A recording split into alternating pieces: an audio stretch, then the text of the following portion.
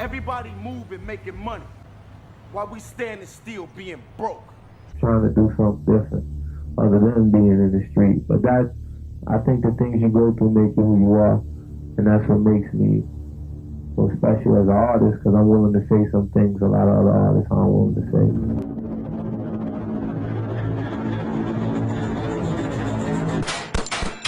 One of the secrets to getting whatever you want in life is creating the perception that you don't need a thing. That can be a difficult energy to project, especially when you're struggling. But committing to that perception will make you more attractive, professionally, personally, and even romantically. My first instinct is always to build positive and mutually beneficial relationships with people. But if someone isn't interested in being friends with me, I'm more than comfortable being enemies with them. As many victories as I've racked up over the years, I've experienced many more losses. That doesn't make me an exception among successful people. Nothing was ever given to me in life. I've had to fight for everything I've earned. That's why the concept of entitlement has never seeped into my mentality. But almost everywhere I look, from the streets to the boardroom, I still see a lot of entitled people. You're never going to find lasting success until you take full responsibility for what happens in your life. No one owes you anything, just as you don't owe anyone else. Once you accept that fundamental truth and accept that you control your journey, so many doors that seem closed are going to open up in front of you. Growing up, reading was often seen as an assignment that must be endured, instead of a tool that can help improve your life. Because of that mentality, no matter how many secrets I share in this book about happiness, business, and improving your life, there are a lot of folks in the hood who still won't ever find them. They simply don't sit down and read books. They might walk past a book like this 1,000 times until it's covered in dust before they even think of cracking it open. It's not entirely their fault either. A lot of books aren't written in a language that feels accessible to everyone. I found that you need to learn about multiple examples and read about multiple scenarios before certain principles start to sink in. You'll get as far as the motherfuckers you talk to for no reason. You'll be successful as the motherfuckers that you talk to for no reason. What I mean is, if you spending your day talking to a nigga that ain't got nothing going on, what the fuck kind of information could he offer you? Can he help you learn something? Can he teach you something in the conversation? You know, I had to convince myself that I'm gonna make it. You know, regardless to how people felt at that time. And what it does is it makes you feel like, well, it made me feel like there's gonna be points that people are gonna mistake my confidence for arrogance. You see, the most expensive thing we spend is time, because you'll feel like you're ready because you're working at it. I thought I was ready. 1999. I didn't have any success until 2003. So you look and you say, when you thought you was ready, it took 4 long years after. It took for me to go through all of the things that I went through in between that time for me to be ready for 2003. You don't want to deprogram people from wanting to be entrepreneurs or wanting to live life on the highest level, you know, and like I respect it if a person wants that. If they don't, then I'm not sure I need to be in communications with them. People that you actually associate yourself with, if they don't have the same kind of goals, in conversation you can be going in circles, so you're not growing. And you know, if you think of the higher level of things that we have around that represent lifestyle, vehicles, cars, for instance, the Lamborghini, Ferrari, Rolls Royce, Bentley, they don't make car commercials. Yeah, you're right, they don't. Because as soon as a person reaches a financial level where they can afford it comfortably, they make that adjustment. Like they get it, they go to the next level of living, and it's a comfort. It's a special kind of high that you get addicted to, and you'll chase it for the rest of your actual career. But a lot of us are in the circumstances when it's starting where there ain't no plan B.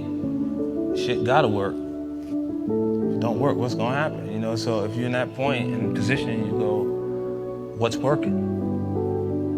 And you start to get influence, or you sway to what's actually working at the moment. Some people feel like they can't be as big as they can be around you, because if you actually are the source of why people are coming, they want the focus to be on them. So they remove themselves from that circle and they antagonize the situation. And because they were publicly connected to you, people pay attention to it. Now, if I didn't offer the energy in the beginning to make them recognizable, they wouldn't even know who these people are.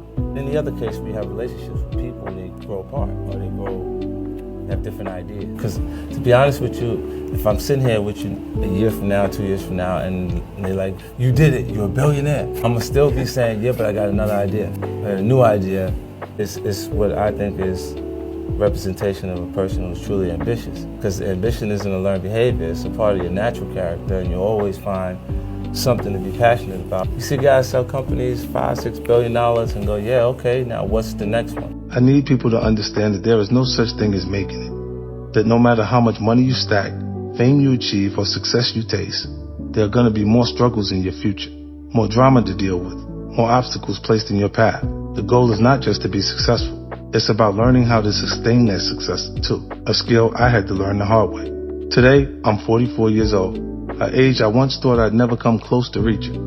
Hell, just making it to 21 seemed like it might be too much to ask at one point. Yet here I am in my 5th decade, with a few grays peeking through my beard, still got a six-pack and strong hairline though, but I'm comfortable where I'm at. It's a more mature age, one that allows me to look at my life and accurately assess what's made me who I am. And when I try to sum up my ability to keep finding ways to stay on top, I can see it comes down to 2 main characteristics. I've got the heart of a hustler, and I'm fearless. I want to talk about those words, fearless and hustler. Coming from me, those words probably make you think of 50 Cent, the gangster, the guy who openly bragged about selling drugs, who got shot 9 times and didn't seem to mind, who got into beefs with some of the most feared names on the street and in hip-hop and never once backed down. Those exploits all belong to 50 Cent. A persona I adopted in order to help deal with the chaos and insanity that I saw all around me growing up. Don't get it twisted. 50 Cent was, and still is, a real part of who I am. But if that persona was all it was to me, I never would have been able to maintain the success I have achieved. I didn't start going by 50 Cent till I was older. But ever since I was a kid, I've always felt there were 2 sides to me. 2 identities I had to be comfortable with. The side that allowed me to exist in my grandmother's home, where cussing wasn't tolerated and Sundays were for church. And the side that allowed me to survive on the streets. I needed both of those sides to get by. There were times when I would actually wonder if there was something off about me. Did everyone else have that sense of duality inside of them? Was I slightly off in the head? Today I can see that there was nothing off about it, just the opposite. My ability to harness both personalities has been one of my greatest strengths. 50 Cent propelled me to the top. Curtis Jackson is the man who's been able to keep me there. At this point, I've been moving in corporate America longer than I was hustling. I was only making dirty money from the age 12 to 24. I've been earning legal corporate cash from 25 to 44. That's almost twice as long. Not surprisingly, at this point, the streets in the business world often don't seem that different to me. Neither play fair. Both are ultra competitive. They're both ruthless, and you can still dominate each one if you follow several basic principles. Be fearless. Most people run from what they're afraid of. I run towards it. That doesn't mean I think I'm bulletproof. I've learned the hard way that I'm not, or that I'm unaware of danger. I experience fear as much as the next man. But one of the greatest mistakes people can make is becoming comfortable with their fears. Whatever's worrying me, I meet it head on and engage it until the situation is resolved. My refusal to become comfortable with fear gives me an advantage in almost every situation. Hustling might be associated with selling drugs, but it's also a character trait that's shared by winners in every profession. Steve Jobs was as much of a hustler at Apple as I was on the streets.